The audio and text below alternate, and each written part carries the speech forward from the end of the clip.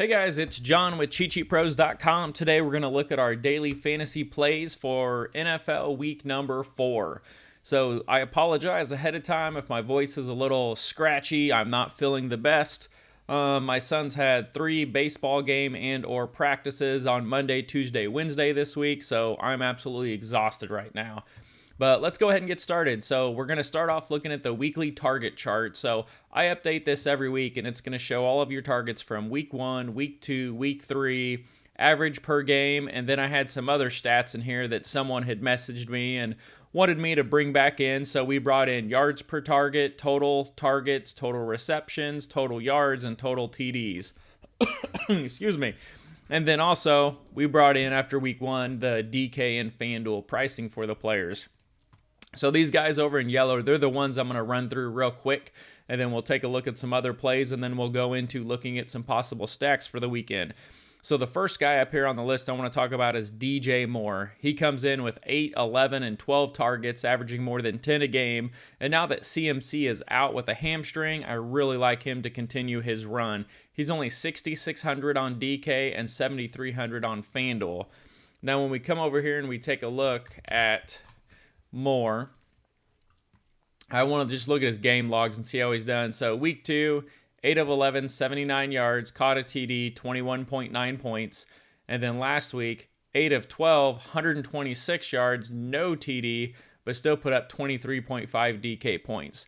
So you're pushing around 3.5 to 4x value, and I think he'll continue that. He's the clear wide receiver 1 as far as targets. And one thing I like to do with the teams is you can filter this out. So again, click this little drop down, click the select all so it removes them, and just pick Carolina. So it's going to bring all the Carolina receivers in here, and it's sorted, I believe, by average targets per game. So you can see here these top 3 is Moore, CMC, which CMC is out now. So Chuba is going to take his place, but again, he's not CMC. You know, I'd say he's 70%, but he's not near the talent.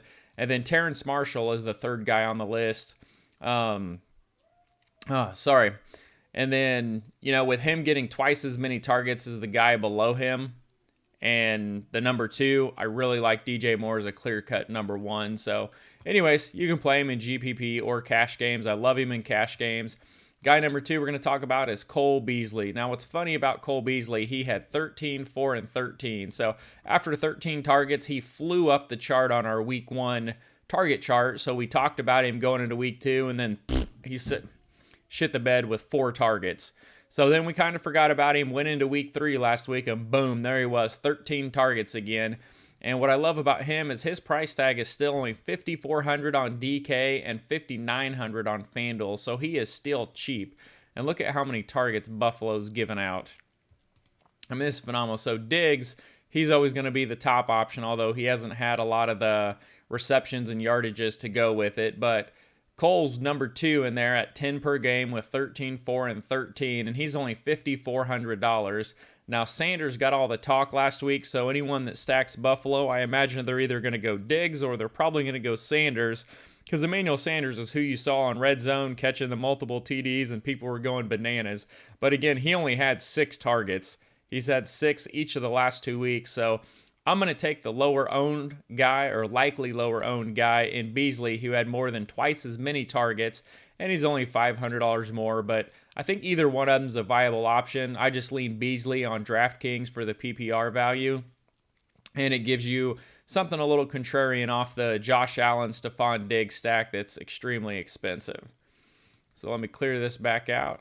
So Beasley's number 2. Number 3, we're going to take a look at Michael Pittman. So Pittman has really emerged. Now, T.Y. Hilton is coming back this week or next week, I believe. Don't hold me to that.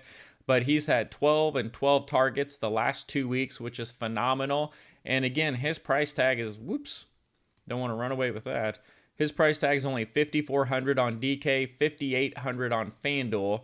And then let's go ahead and take a look at his game log. So even though they get targets, you want to see, are they actually, doing something with them? If they get 10 targets and drop 9 balls, that's not very positive. But if they're catching the majority of them, that's something we want to see. So he caught 8 of 12, caught 6 of 12. He had this big game against a tough Rams secondary for 123 yards, 23.3 DK points, And then last week against Tennessee, 68 yards, no TD, but still got 13.3 DK points. So he didn't kill you.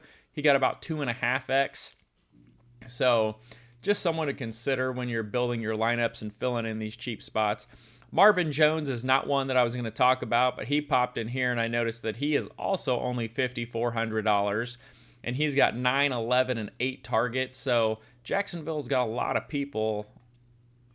Pull it up here on the targets, but you can see Marvin Jones is the clear number 1 at 9, 11, and 8, averaging 9.3 a game. DJ Chark, let me see. He started off good, went down. Chenault, all 3 of these guys are going to be up there, so you can kind of see all their volume goes down together. But these are the top 3 guys that you're going to pivot in and pivot out of. Let me click off of this. So don't want to spend a lot of time on Jacksonville people. Now, Jalen Waddle is someone I really wasn't into, but he's went 5, 8, 13. Now, Jacoby Brissett apparently loves Jalen Waddle and Mike Gesicki.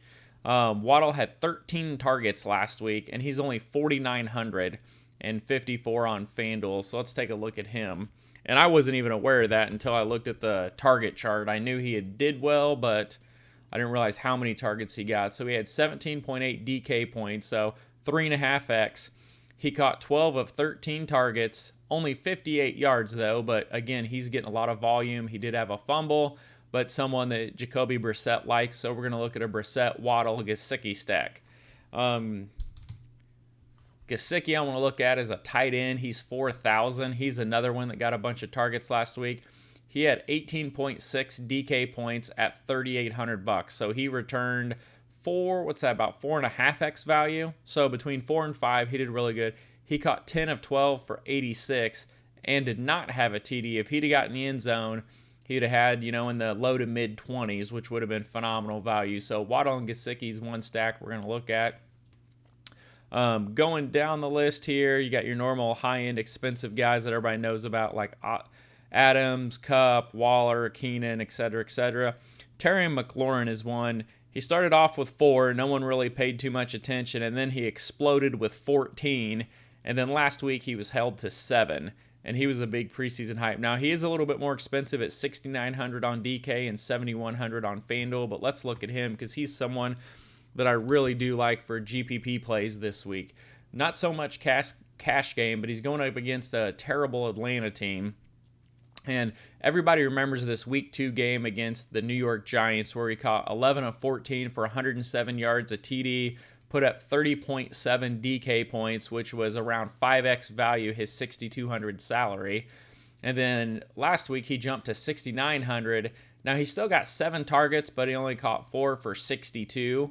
But it was against Buffalo. Buffalo's one of the toughest secondaries in the league, so they kept him in check. So I think a lot of people will see, oh yeah, he had a bad game, a great game against the Giants, then a bad game, and so they won't really look at him a ton. So I'm hoping he will be one of the lower owned wide receivers because a lot of people are going to look last week and see 4 for 62, 10 points, $7,000.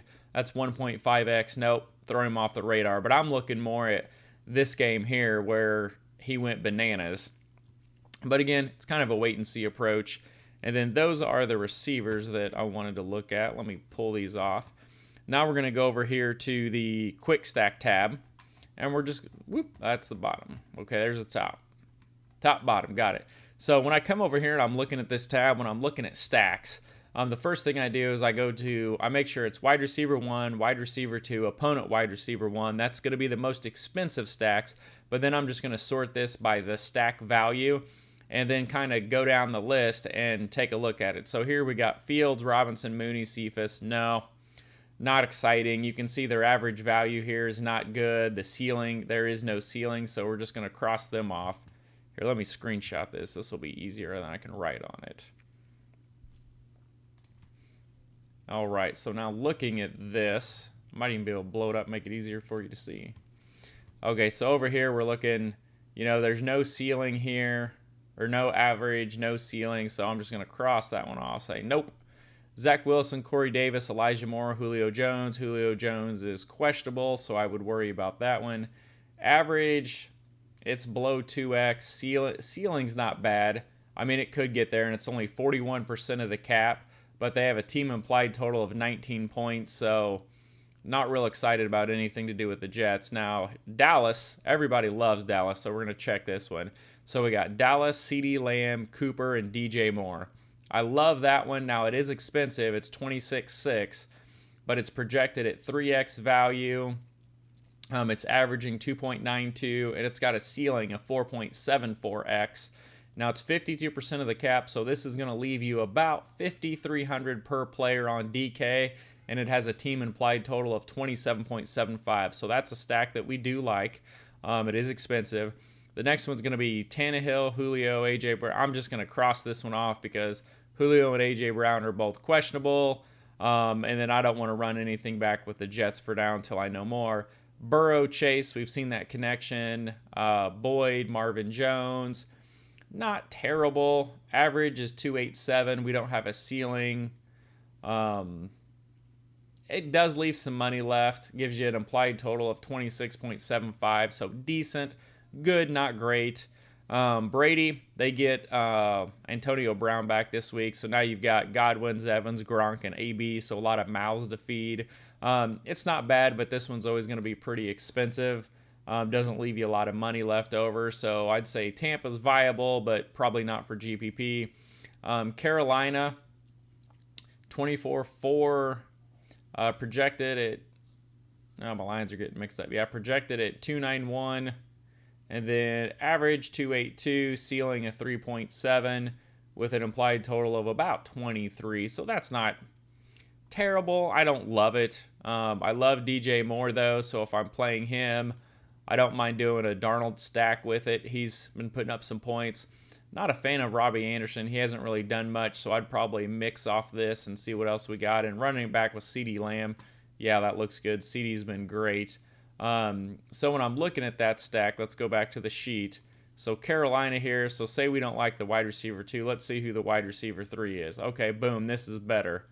So this puts in Terrence Marshall, who I'd probably prefer going more exciting. No one's ever excited about a Robbie Anderson game. And so this is going to change the amount. So this one was 24-4 and left us about 5,700 per player. But when I pivot over to Marshall, it knocks us down to 23-3.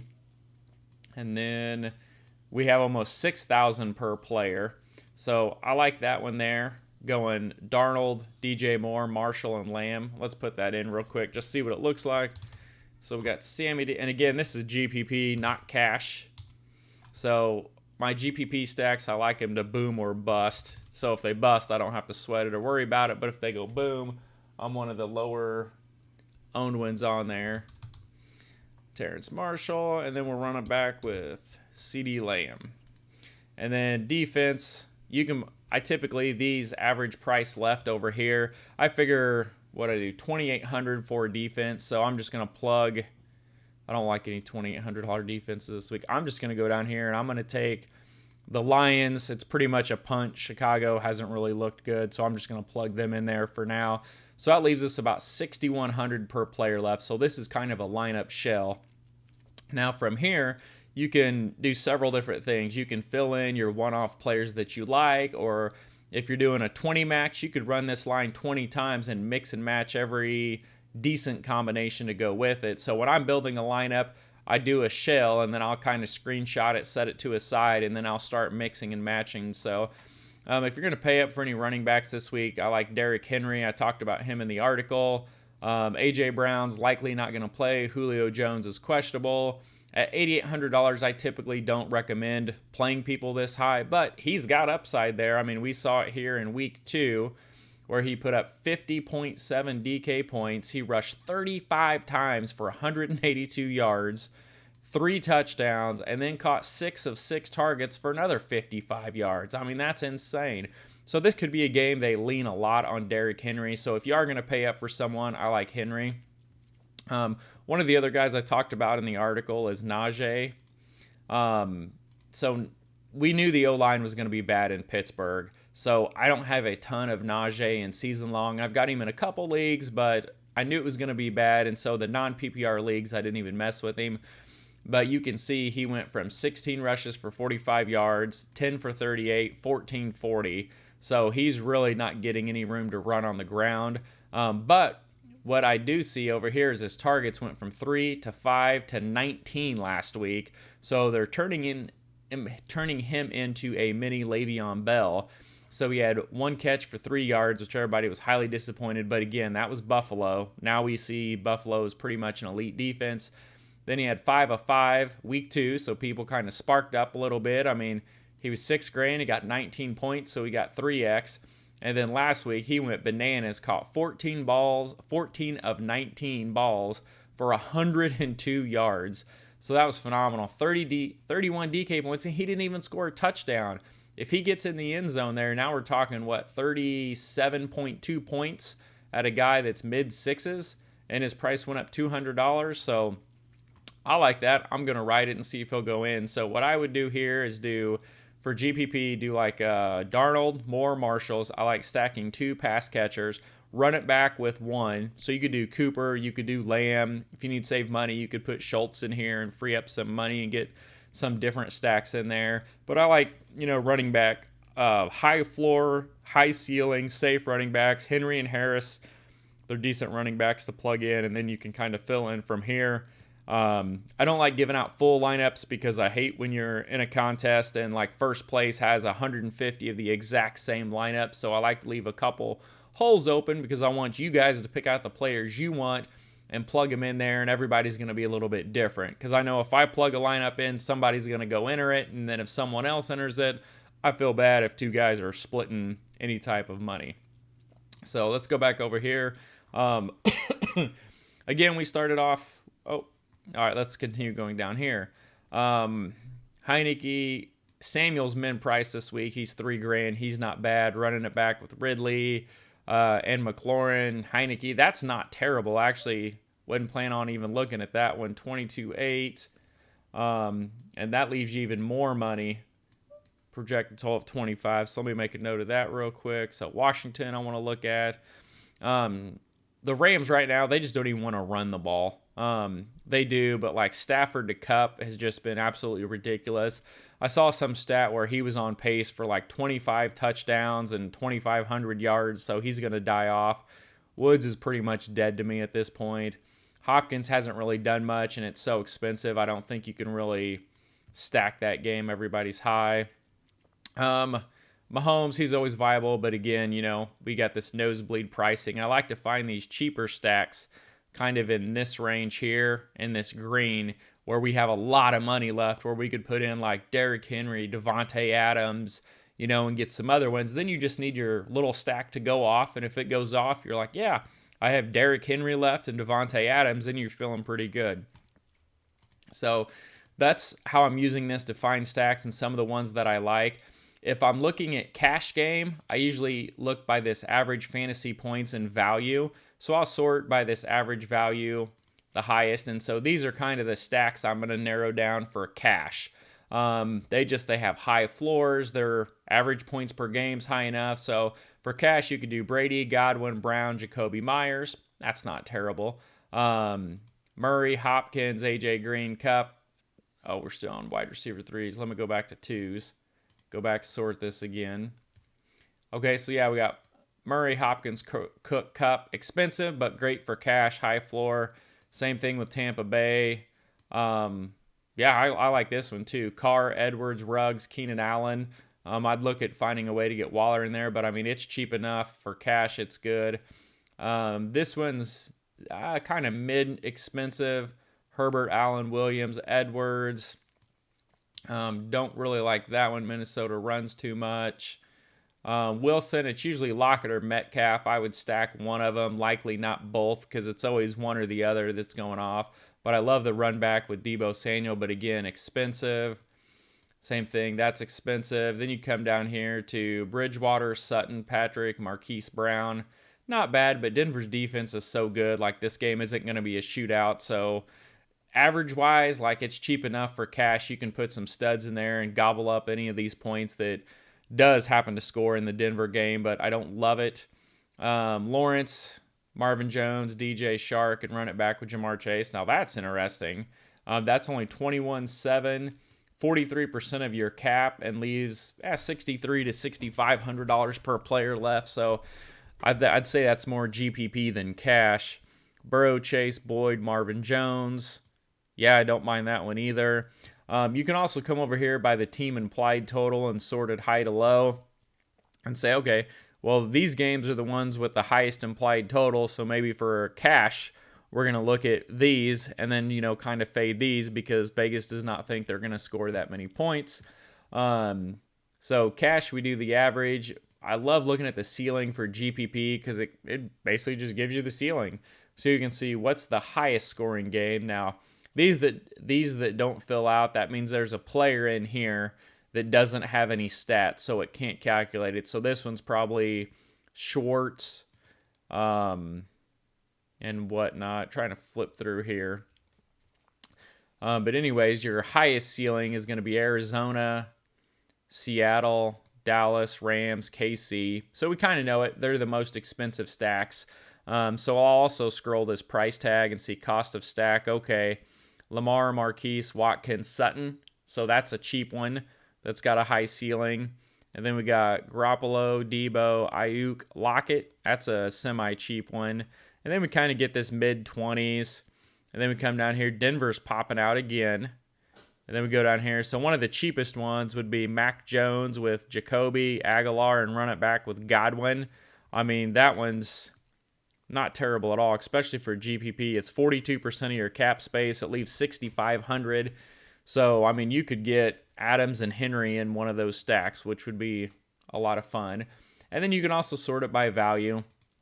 So the ceiling value, let's look at everybody over 4X for a ceiling stack. And so that's going to be Dallas, Arizona, Baltimore, Seattle, San Fran, Denver, Philly, KC, Tampa, and the Chargers. So the only one that we really haven't talked about that's popping out in here is Philadelphia.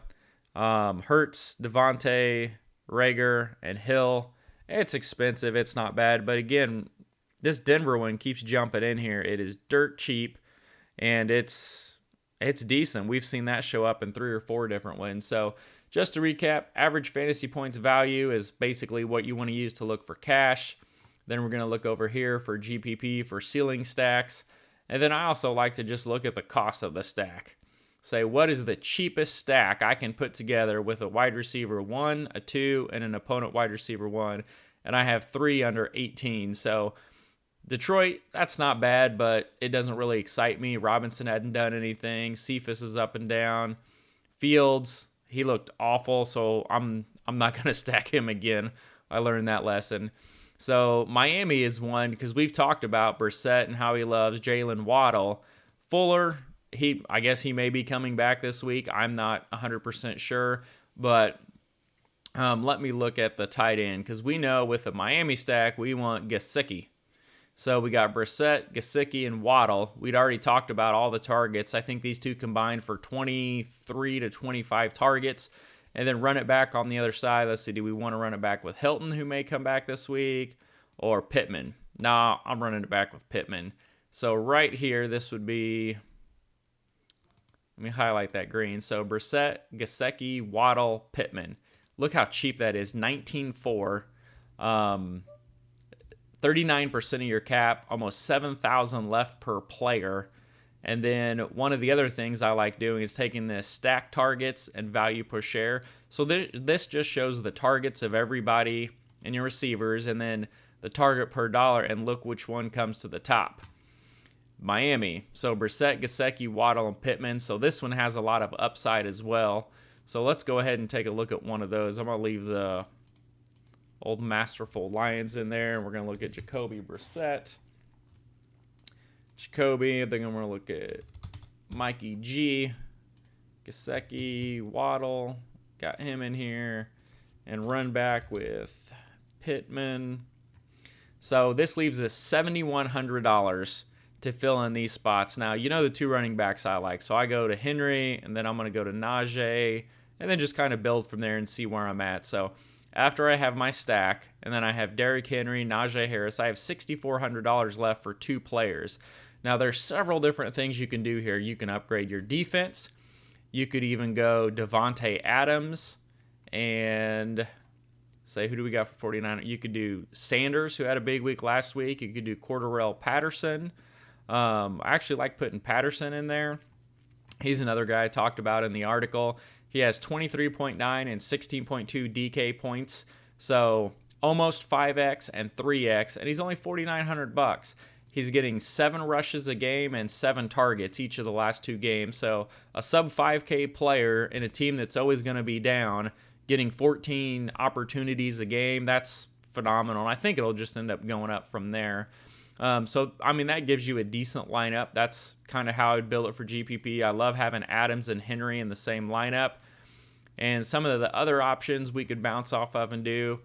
Some of these mid-tier wide receivers, like we love DJ Moore, so I'll come in here and say, okay, if I plug in DJ Moore, it leaves me $6,200. I'm going to come down here in the flex. Swift, questionable. I think he does play this week, but I'd probably do one with Swift. I'd do one with Amari Cooper. He's got upside. I'd do one, take a shot on Antonio Gibson. Chuba, if you like him.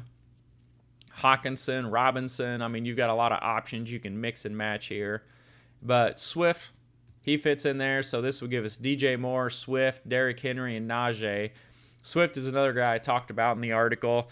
He had 24.4, and then he had a rough game against Green Bay, and then 23.7 DK points. So he's putting up about almost 4x 2 of the 3 weeks that he's played.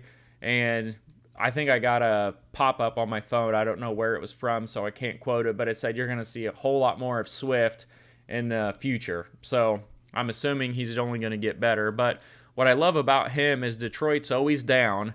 And you look, he had 11 targets, 5 targets, 7 targets. I think 7's more average. But look, he caught 7 of 7, 4 of 5, 8 of 11. So he is extremely efficient. These are likely screen and short passes. But 7 of 7 for 60 yards, I mean, that's 13 points in a PPR league before he does anything. So that's your 2x right there. And he's going to get another 1,400 rushes, and he gets goal line carries. He's a good play to pump in there. Let's go ahead and take a look at one more example. Say you're looking at this and you're like, I'm not going to play Derrick Henry and Najee because I think everybody's going to be on them. So we're going to go down and pick some different running backs. So let's go cheap running backs and see what we can do. So let's go Zach Moss. He's someone I also talked about in the article. He's barely over 5K, and he's put up 16 and 18 points after being a healthy scratch in week 1.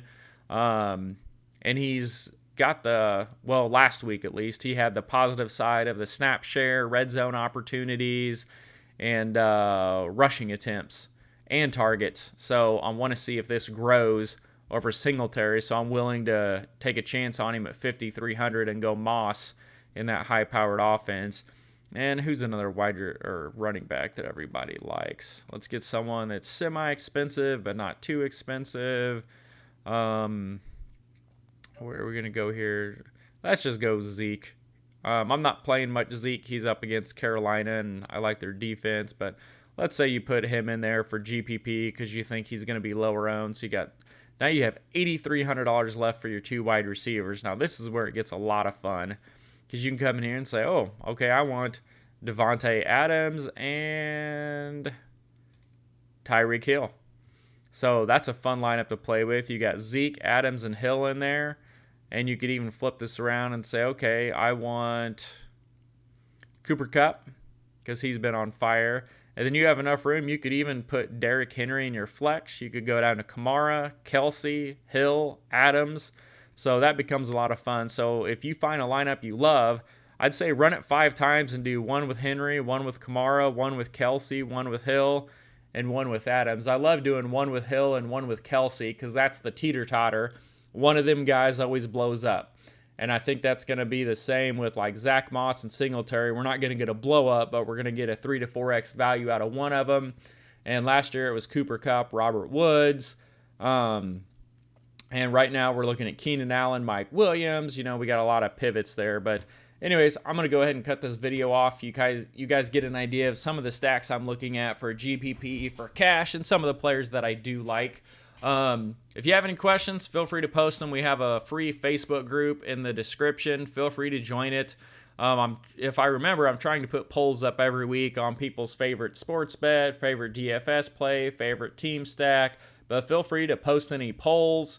You can tag me in them. I love going in and picking the players, and then I go in Sunday morning or Saturday night and say, okay, what team stack did everybody do? And I'll put together a couple lineups, just like a consensus of our group for fun.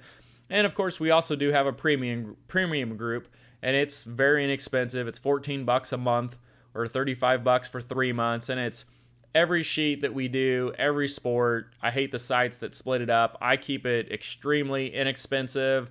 Right now we're posting MLB sheets, we're doing NFL sheets, we're doing college football sheets. We do a lot in the sports betting side.